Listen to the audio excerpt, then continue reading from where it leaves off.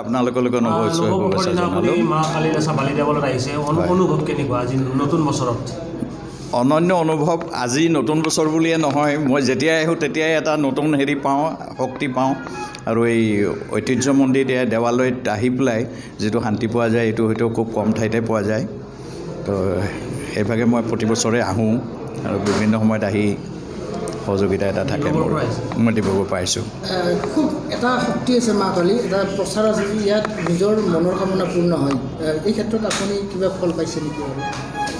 ফল পাইছোঁ বা নাপাইছোঁ হিচাপ আজিলৈকে কৰা নাই কিন্তু মোৰ জন্মটো বোধহয় মায়ে ইয়াতে আগ কৰি লৈছিলে জন্মৰ আগে তেওঁ হয়তো কিবা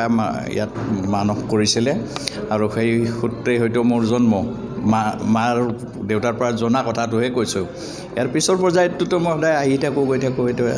দিন যোৱাৰ লগে লগে আচলতে এই বালিলেচা কালী মন্দিৰ দিনক দিনে জাকত জিলিকা হৈ গৈ আছে এই ক্ষেত্ৰত কিবা ক'ব নেকি নাই এইটো মাৰ মহিমা মায়েতো নিজে নিজৰ হেৰিটো সদায় উজ্জ্বলতৰ পৰা উজ্জ্বলতৰ কৰি লৈ গৈ থাকিব অতীতৰ পৰা সেইটো হৈ আহিছে হৈ থাকিব সিমানেই আৰু শ্ৰী শ্ৰী কালী দেৱালয় উন্নয়ন সমিতিৰ তৰফৰ পৰা সদৌতিলৈ আমি নৱবৰ্ষৰ শুভেচ্ছা আৰু শ্ৰদ্ধা জ্ঞাপন কৰিলোঁ ইতিমধ্যে আপোনালোকে গম পাইছে যে আমাৰ আজি এই নৱবৰ্ষৰ প্ৰথম দিনটোত যথেষ্ট ভক্তৰ সমাগম হৈছে আৰু পৰৱৰ্তী সময়ত সমাগম হ'ব আৰু আজি এটা মহান কাম আমাৰ ইয়াত সম্পূৰ্ণ হৈছে আৰু আমি উদ্বোধন কৰিছোঁ ইতিমধ্যে আমাৰ ভক্তসকলৰ দান বৰঙণিৰ দ্বাৰা আৰু আমাৰ বিশেষকৈ আমাৰ ডিব্ৰুগড় নিবাসী বিশিষ্ট ব্যৱসায়ী মনোজ বৰ্মনৰ উদ্যোগত আৰু আমাৰ কালী মন্দিৰ পৰিচালনা সমিতিৰ সহযোগত আমি এটা কাম সম্পূৰ্ণ কৰিলোঁ যে আমাৰ অত্যাধুনিক মানে শৌচাগাৰৰ প্ৰস্ৰাৱগাৰ মানে প্ৰসাধন ঘৰ আমি নিৰ্মাণ কৰি উলিয়ালোঁ টোটেল আমাৰ 22টা মানে পুৰুষৰ 22টা আৰু মহিলাৰ পুৰুষৰ 11টা আৰু মহিলাৰ কাৰণে 11টা আমি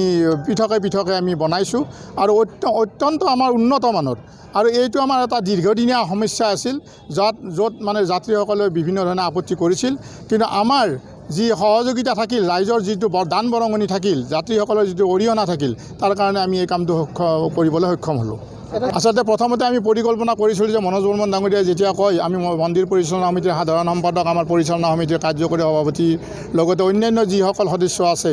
তেখেতসকলৰ লগত আমি আলোচনা মৰ্মে এটা কাম কৰিলোঁ যে এটা যদি আমি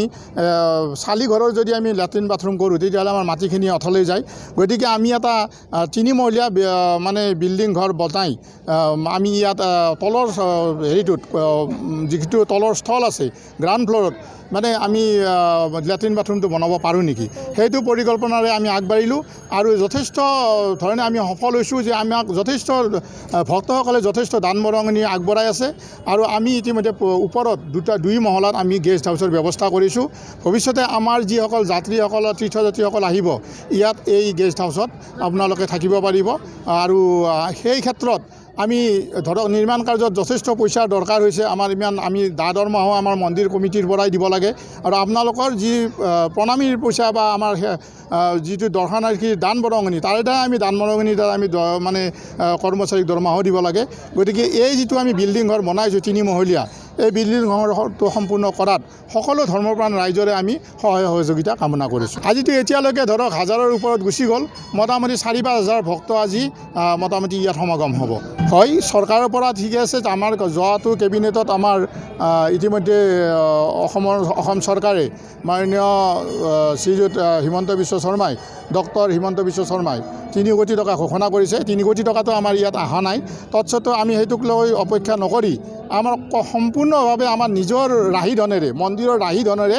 আমি এই 3000 স্কুৱাৰ ফুটৰ আমি বিল্ডিংটোৰ কাম হাতত লৈছোঁ আৰু অত্যাধুনিক শৌচাগাৰৰ প্ৰস্ৰাৱগাৰ আমি নিৰ্মাণ কৰিলোঁ যিকোনো খবৰৰ বাবে যোগাযোগ কৰক 7099017330 লগতে 7099017110 নম্বৰত